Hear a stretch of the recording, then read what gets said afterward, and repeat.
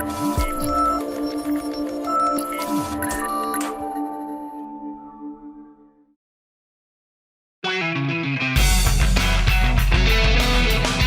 listening to the Shared Security Podcast, exploring the trust you put in people, apps, and technology, with your host, Tom Eston.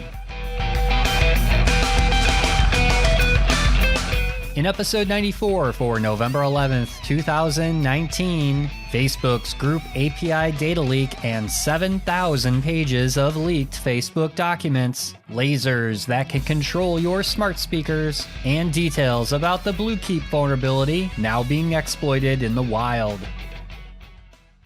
Are you like most of us that have to be constantly checking our smartphones for the latest tweet or Facebook update? How many of us are actually doing this while we're driving? Distracted driving is one of the most common ways accidents and even deaths happen on the road these days, and a lot of states in the US have started enacting laws prohibiting the complete use of smartphones while driving. It's just not worth putting ourselves and others at risk, so I've committed to not using my smartphone while driving, and so should you. One easy solution I recommend is to store your smartphone in a silent pocket Faraday sleeve. It's small enough to store in your glove compartment or armrest, and it's quick and easy to use. Pick one up today by visiting silentpocket.com and receive 15% off your order at checkout using discount code SHAREDSECURITY. Welcome to the Shared Security Weekly Blaze podcast, where we update you on this week's most important cybersecurity and privacy news. These podcasts are published every Monday and are 15 minutes or less, quickly giving you news that you can use.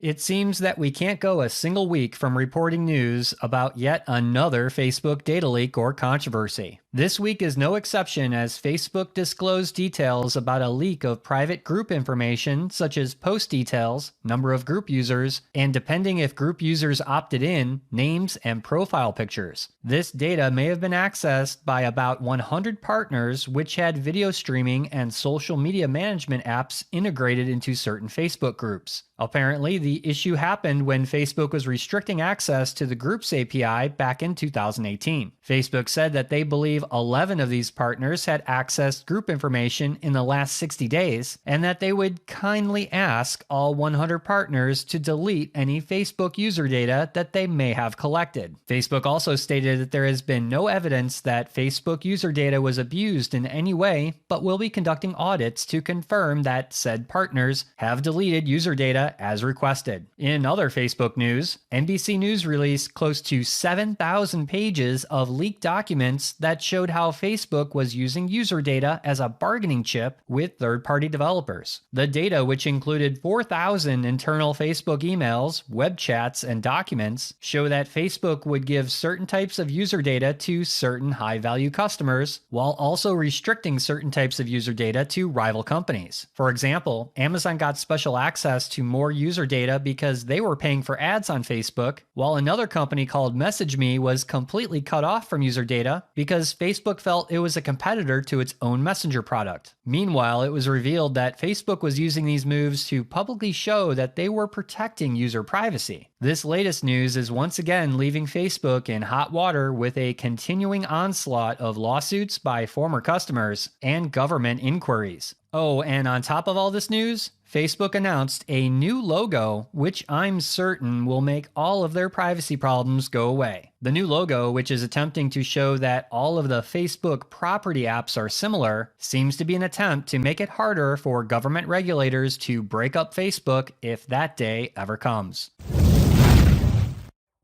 And now a word from our sponsor, Edgewise Networks. The biggest problem in security that remains unsolved is unprotected attack paths that allow threats to compromise vulnerable targets in the cloud and data center. But traditional microsegmentation is too complex and time-consuming and offers limited value that's hard to measure. But there's a better approach, Edgewise Zero Trust Auto Segmentation. Edgewise is impossibly simple microsegmentation, delivering results immediately with a security outcome that's provable and management that's zero touch. At the core of Edgewise auto segmentation is zero trust identity, which automatically builds unique identities for all communicating software and devices by combining cryptographic properties of the workload with risk classifications. Edgewise protects any application in any environment without any architectural changes. Edgewise provides measurable improvement by quantifying attack path risk reduction and demonstrates isolation between critical services so that your applications can't be breached. Visit edgewise.net to find out more about how Edgewise can help stop data breaches.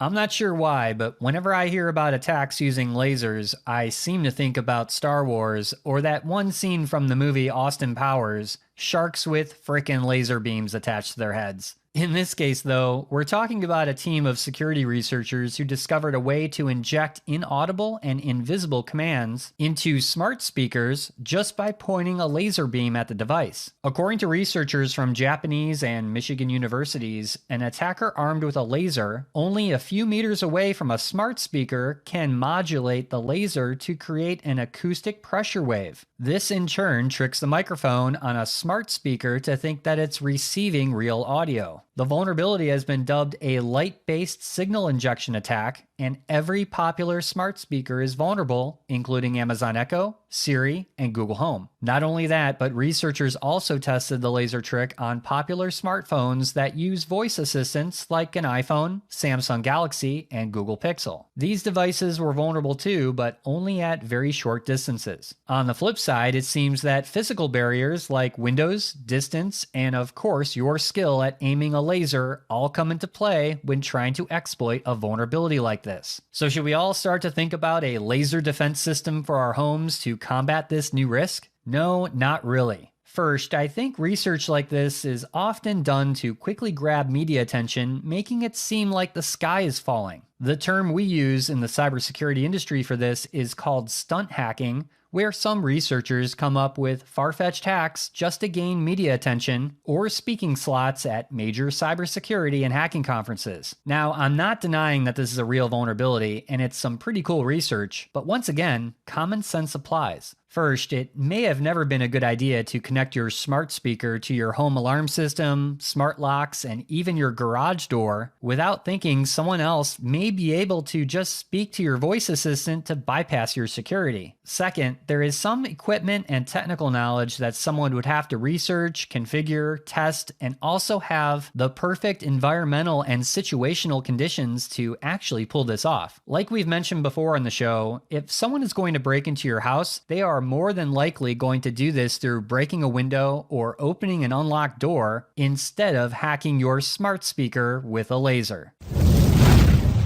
The BlueKeep remote code execution vulnerability, which Microsoft patched for older unsupported systems like Windows XP back in May of this year, is now being found in the wild exploiting systems on the internet through the Windows Remote Desktop Protocol, or abbreviated RDP. According to security researchers, vulnerable systems are being compromised so that cryptocurrency mining malware is installed. You may remember that earlier this year, warnings went out from Microsoft and even the National Security Agency about the seriousness of this vulnerability, in that BlueKeep has the potential to be wormable. Wormable means the exploit could propagate from one system to another, which would be similar to the infamous WannaCry worm in 2017. According to security researchers Kevin Beaumont and Marcus Hutchins, who made the discovery that BlueKeep was in the wild, said that instead of this being a wormable threat, it appears to only target exposed RDP servers on the internet to only install cryptocurrency miner-based malware. That is definitely good news, as these recent attacks may only be limited to RDP servers that have exposed port 3389 to the internet and have not patched for the BlueKeep vulnerability. However, 700,000 systems were found on the internet that are not patched. Systems affected include unpatched versions of Windows Server 2003, Windows XP, Windows Vista, Windows 7, Windows Server 2008, and Windows Server 2008 R2. So the lesson here, besides not having RDP port 3389 exposed to the internet, is to always keep your systems patched and up to date. Also, pay close attention to end-of-life announcements when vendors like Microsoft say that a particular operating system, like Windows XP, is being unsupported because it's so old and potentially vulnerable to attack. That's a wrap for this week's show. Visit our website, sharedsecurity.net, for previous episodes, links to our social media feeds, our YouTube channel, and to sign up for our email newsletter. First-time listener to the podcast? Please subscribe wherever you like to listen to podcasts. And if you like this episode, please share it with friends and colleagues. Thanks for listening, and see you next week for another episode of the Shared Security Weekly Blaze.